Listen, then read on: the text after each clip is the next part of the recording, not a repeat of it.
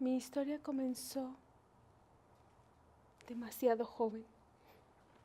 You were very young when it started. Are you comfortable telling your story in English? You want to try? It's better in Spanish. Okay. Okay. Please. Okay. Thanks for your patience. No.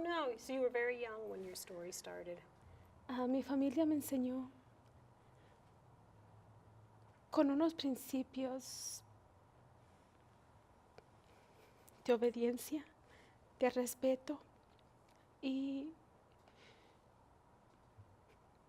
tal vez porque no conocía más afuera de lo que era mi familia, la escuela y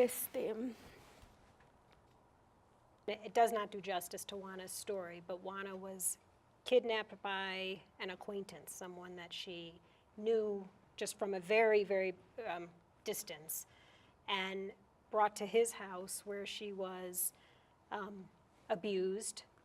Her parents, when they did learn of this when she was went back home, said that she needed to marry him. She was 17 years old at the time. She suffered 8 years of egregious abuse at his hands, to the point that she thought that she would die, and eventually she heard from police officers when they were called once he had brought her to the United States, and a nephew called the police because he had learned at school that you're not allowed to hit and abuse other people. So when he saw this happening, he called the police, and they said, "You will die if you stay with this man."